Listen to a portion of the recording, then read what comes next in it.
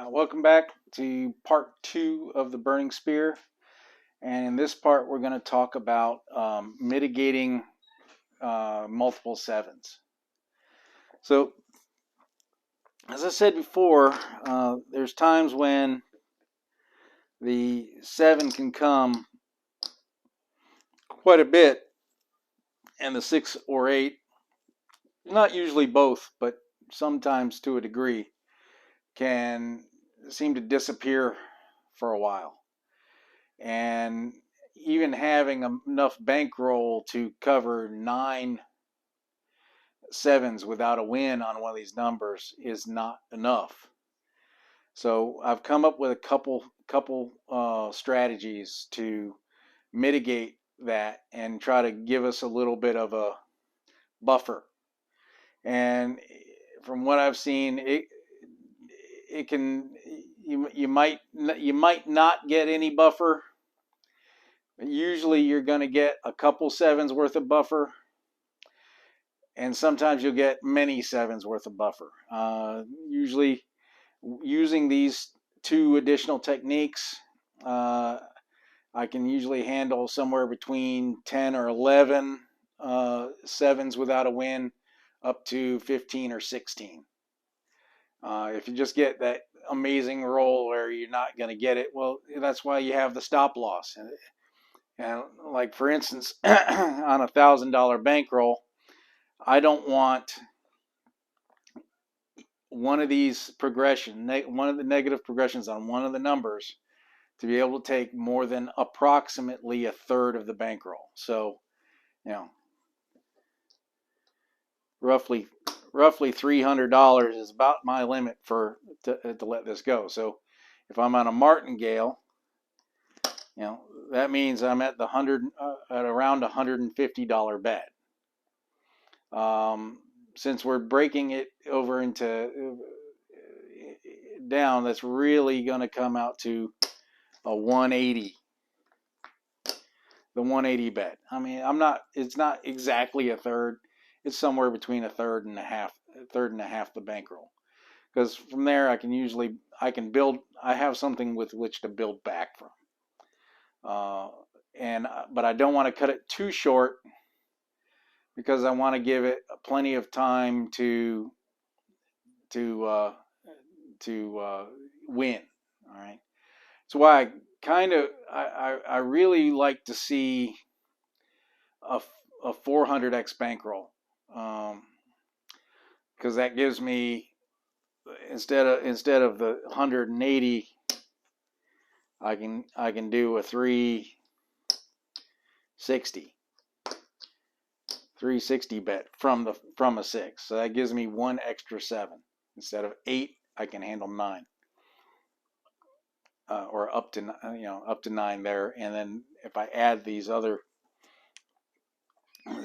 techniques that I'm going to talk about, then it gives me even more of a buffer. But for now, this is what we're just playing with 1,000, and we're not going to worry about it too much, because we're really just kind of looking at the techniques themselves. Okay, so say that I have,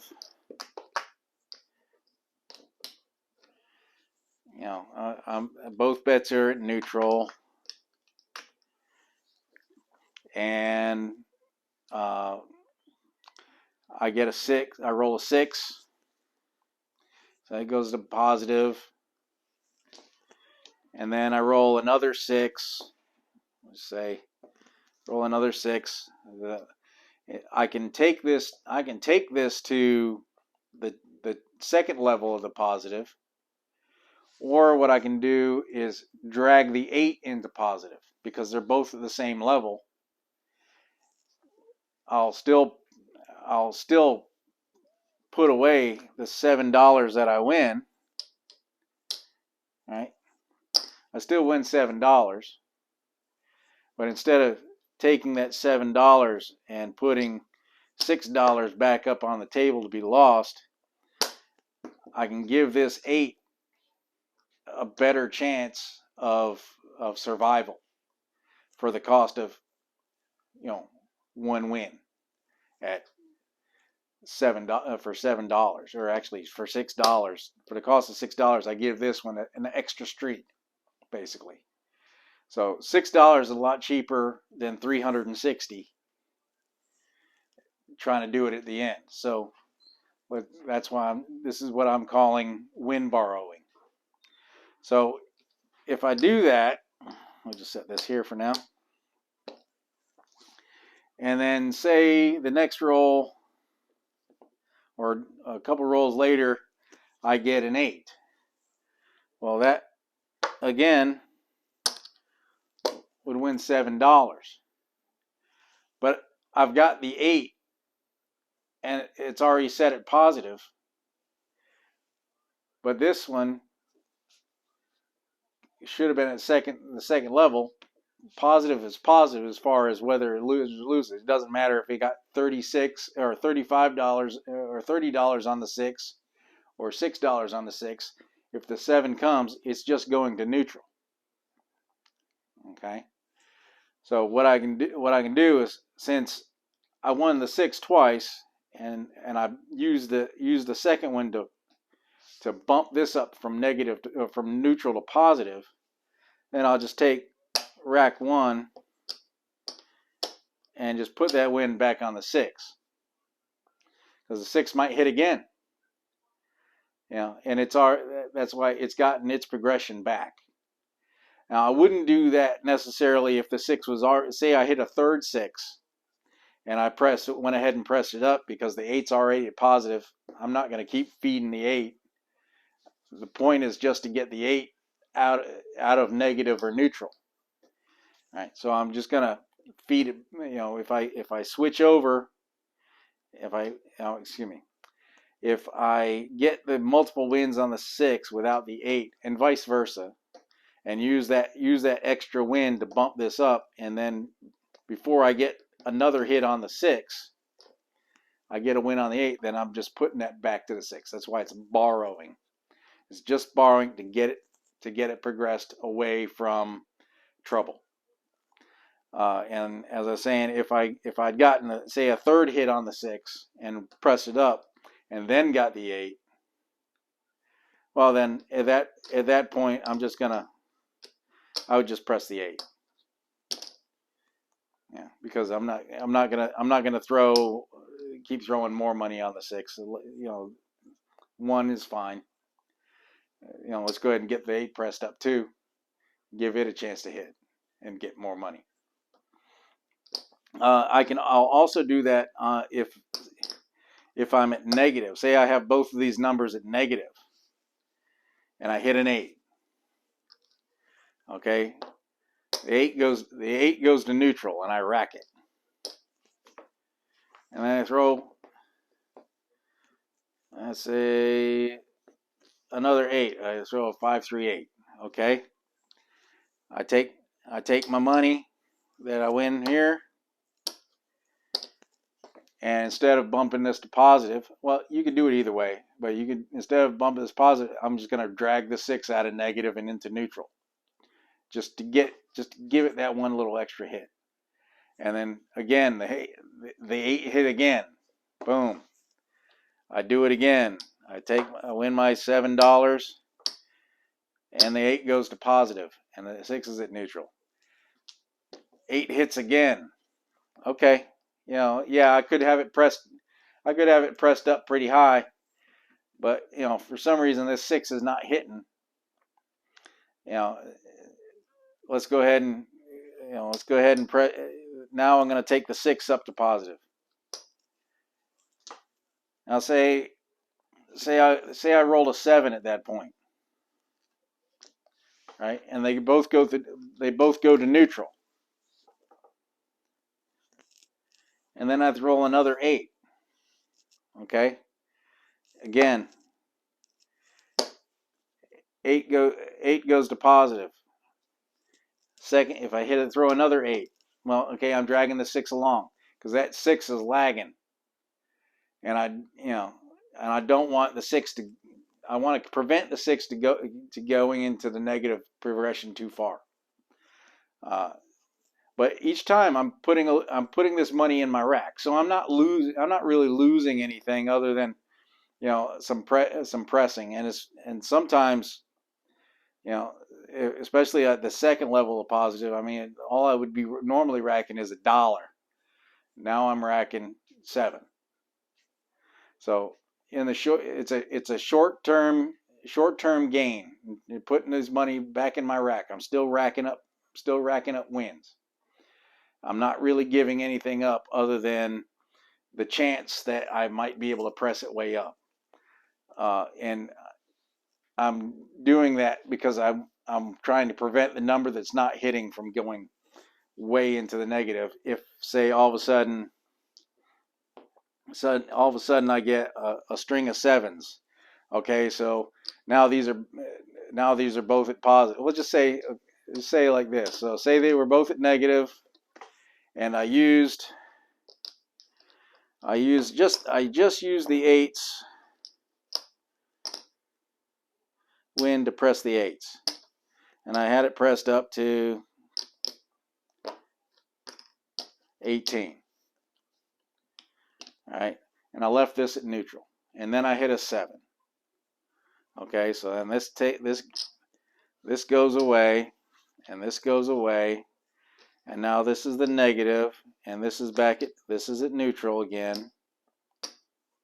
Okay, versus, let's say this is another 8, versus I'd used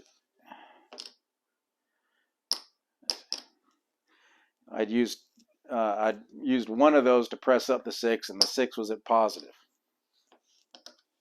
Okay, just kind of do this here. Okay, so now these two are, this one's neutral and this one's negative. I lost on this one, in this scenario with the win borrowing. I lost these. So now this one's neutral and this one's neutral. Okay. Say I hit an 8. Okay. So that comes back and it gets paid. I'll just use it here. It gets paid and it goes to positive.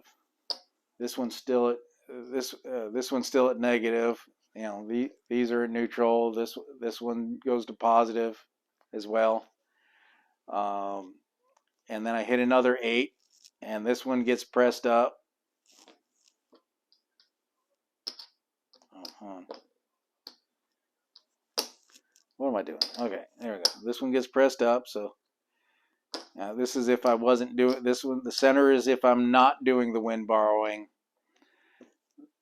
This the outside 6, we're calling it. It's still a 6 and 8, but just putting it on 5 and 9 for demonstration purposes. This one I'm gonna get paid, but I'm gonna bring it up to positive with the 8. All right, and then I roll another 7. Okay, well, that $6 that I used to press, well, that's gone, and this is gone.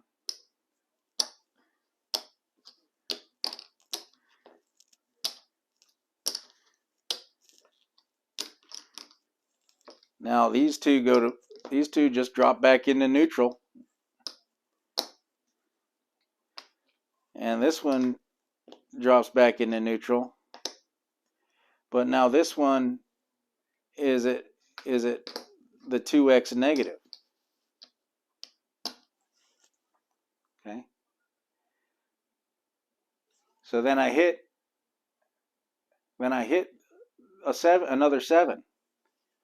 Okay. Now these go to negative. This goes to negative, all 1x.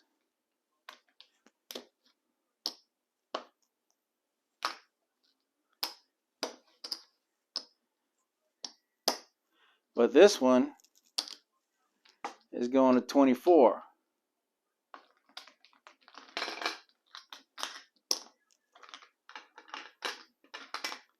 All right, come on now. And it's just progressing and progressing and progressing. Whereas I'm not in any danger here. That's not really in a whole lot of danger yet. But if I say I rolled another 8, okay, boom. These 8s go back to neutral, right? And I roll another 8. I still haven't seen a damn 6. I roll another 8, but okay, this one, I got both of these back to positive. So I got 2 more hits before I even got to stack any more money on it. And then but this one's getting pressed up. And then I roll another damn 7. Now I got a $48 6 here. This is still at neutral. This is at neutral, and this is at neutral. So, $6 bets. $6 bets are about as safe as you can get. I mean, it's not going to hurt me if I lose $6. If I win, okay, it's coming right back out of that negative. I'm still racking chips, and I'm not getting put in any danger. Because remember, if I only got a $1,000 bankroll, and I don't want to lose more than approximately a third of my bankroll, or I don't want to lose the 180 bet. If I'm at 48, okay, then we go to 90, then we got 180. So if I throw 3 more 7s without rolling a 6, which it's not likely, but it could happen. I've already thrown a bunch of 7s here, at least 3 of them, right? And but here, okay, I got this is a positive. Okay, I got, let's see, I got one more a neutral, a negative, a 12, a 24, a 48, a 90, and a 180 bet. So instead of having two shots and have the butt clenching, I've got 7 shots. What do you think is better? It doesn't cost me hardly anything here. Just maybe a potential win, but there's no guarantee on it. And I'm racking every time, putting that money back in my rack. Just like Charlie likes to say from DGE, I'm here to make a living, not a killing. I'm also here. I'm here to make a living, not a killing, and I also don't want to get my ass handed to me if I can help it. So this is a very cheap buyout of a dangerous situation. All right. So that's good enough for that. So I hope you understand that. If you have any questions about win borrowing, go ahead and just drop a question in either through the Discord or through the YouTube comments. All right, the next technique is something I will combine with the win borrowing to a degree, but it's really for when you're getting multiple 7s in a row. So say I'm up and I'm at positive, right? And I roll a 7. All right, so I lose that. I put my $6 up, and I roll another 7. These bets were at neutral. Roll another 7.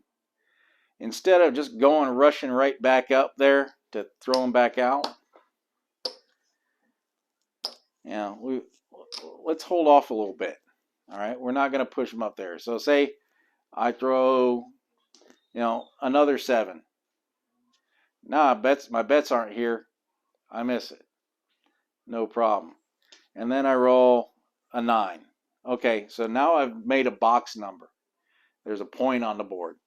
At that point, I'll go ahead and put these back up here. And that's my negative bet, first level negative. Right? And I get a 6. Okay, boom.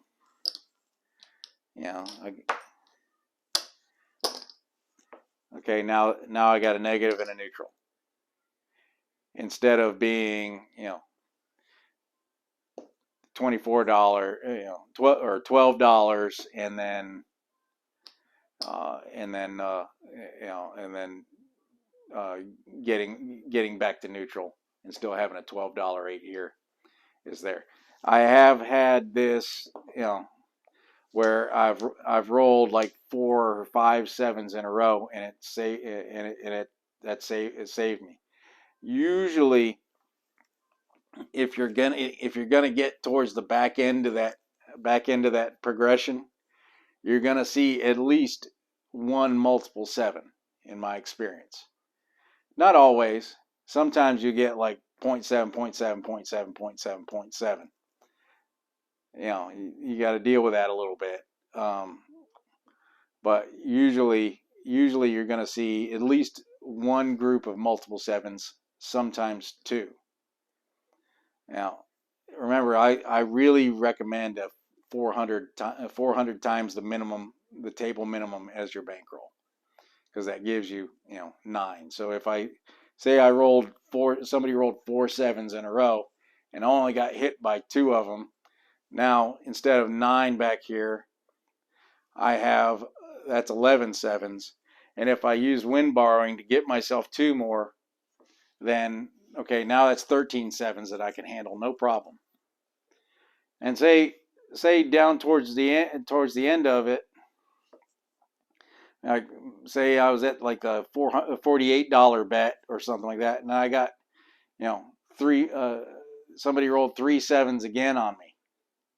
Okay, now I'm at 15 sevens that aren't going to affect me, but now I'm at my 180 bet. And then I finally get my number. Great. But I weathered 15 sevens in that scenario, which it's pretty strong. I mean, your chances of you getting 15 sevens without hitting the 6 even once or the 8 even once is very rare. I mean, you might see that, once in every 10,000 rolls, maybe twice. And if you can, it does take a little bit of roll order to get that, but you can at least get 1 or 2 sevens up at the front. And be honest with you, nine sevens without a win, if I can get that win before the 10th 7 comes, that's going to cover 99% of the situations. I mean, you're not going to see that very often by itself. So you're going to get your money back in most of the situations. Maybe one out of every 2 or 3 sessions, maybe 4 or 5 sessions, you might see that 9th or that 10th 7. So that's why we're trying to give the 12. So now if I can get to 11 sevens, now that 11 sevens, that might be 1 in every 6 to 8 sessions. And if I can get the get a couple extra sevens, say I can get 14 sevens and still be okay because I've used both of these techniques combined, that's one, that might be 1 in every 15 sessions. I mean, there's always some sequence that can get you. There's nothing you can do about it. You just want to make it as hard as hell for that damn ugly number to come get you and hurt you.